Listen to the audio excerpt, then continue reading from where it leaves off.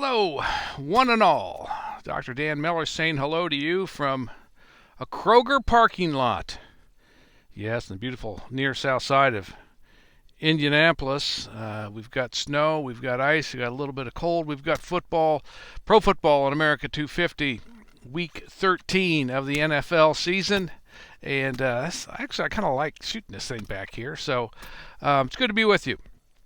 Here's our deal. Let's do the NFL part of this as we set up and go into an interesting story. But the second season, remember my first season, 3-season theory, first season September, October, second season November, December, third season January and February. The second season of the NFL, the November-December stretch, is ripping through the league at an amazing pace and with amazing effect. Some teams have withstood the pressure and, in fact, have flourished under it. Other teams have collapsed and been laid low by it. And by it, I'm talking about the way football is played in the NFL in the months of November and December. For those outdoor teams, it's very cold, very windy, very inhospitable. Running the football matters a lot, matters an awful lot. Strong defense comes into play even more so than before, and we really start to see things change dramatically. So those teams laid waste includes the one on my outer garment here, the Colts, falling on hard times, having difficulty in the second season. They're 1-3 since the first week in November. Other teams are doing super in the second season. One that comes to mind is Chicago Bears, flourishing in this all-crucial, all-pivotal second season of November and December. So that's where we are with the NFL on Week 13. Teams are dealing with the blizzard-like impact of the second season. Some do well, some do badly, and that sets us up for who's around in January and who's not. One thing I'll just throw out as an aside for owners and coaches and players and fans is there's another parallel phrase here that describes what I've just talked about, and that is momentum. The acceleration of momentum upward, Chicago Bears, the deceleration of the loss of momentum downward. Excuse me, Indianapolis Colts. How do you keep the one going on the upward side? How do you reverse it and get back on the upward side if you're suffering from one of the downward free falls like we're seeing here in Indianapolis? Maybe that's a conversation for another time with regard to head coach George Washington and his continental football team that's arrayed outside of Boston against the arch rival British Redcoats. Remember, our team, our Continentals, has a front office that's located with the Continental Congress in Philadelphia and has a community ownership that's located among all the people, whoever they may be, whatever number they may constitute, all the people who live up and down the Atlantic coast. Who believe in the cause. They are owners of the cause. So, just as a sidelight, that number is not etched or chiseled or pounded into stone. That can fluctuate, and that's the story of the rise or the fall at any given stretch of time of each of the sides in the American Revolutionary War. But here's what I want to talk about today. Head coach George Washington, because he's our focal point. And we're going to go a little beyond this. So here's what we've got. Washington has already got a headache, and the headache just never leaves him. And he's realizing it now as a military commander. He was appointed back in June.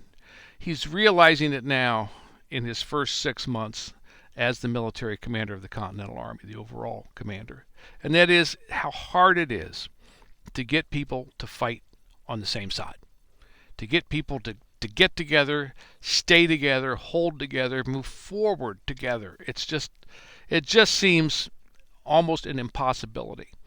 And every week, down to this week of November, of week 13, as we headed here to the first week of December, It's always something that people are griping about the other town over, or the other colony over, or the other unit on the other side of the camp, and it's he got promoted and I didn't. He pays for his blanket and I don't pay for mine. He gets accolades, I don't get them, and on and on and on. Jealousies, rivalries, disunities. Washington is seeing it right in front of him, and he can't ignore it. This is a key part of what success is going to look like. Remember, there's no battle right now. We've just got this siege underway. We've got other efforts going on elsewhere up in Canada.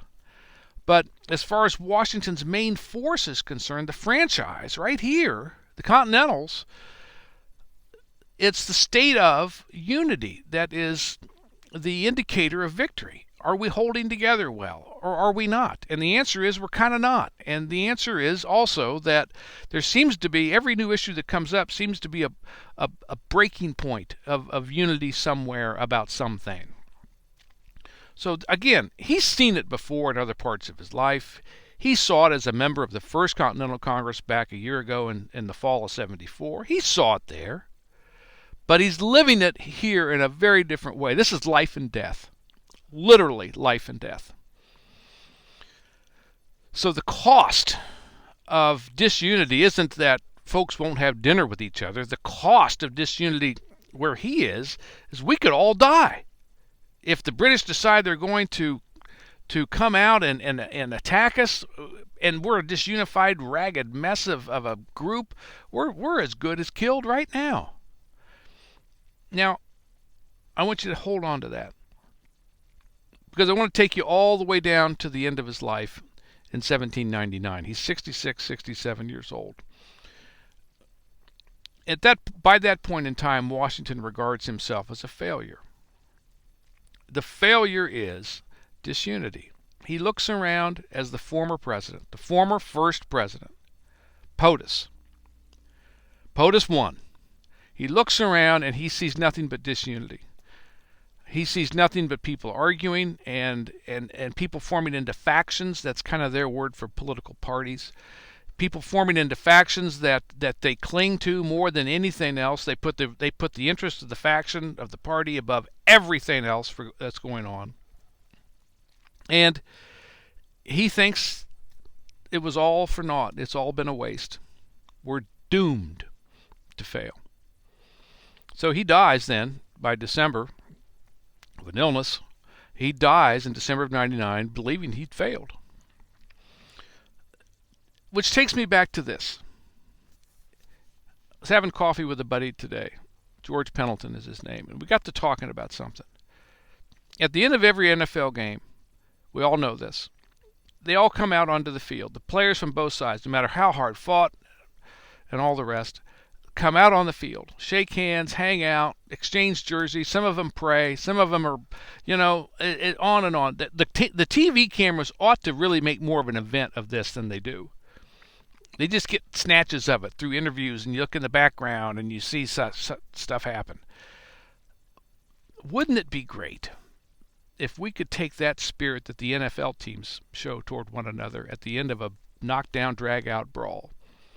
Wouldn't it be great if we could do that in our politics and in our civics and in our just everyday understanding of one another? I'm not talking about perfection. I'm just talking about coming from the other side of the field into the middle and shaking hands and saying, hope great game. Wow, tough. Hope you're okay.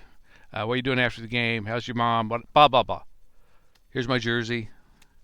What would it take for that spirit to be transferred onto the broader American scene?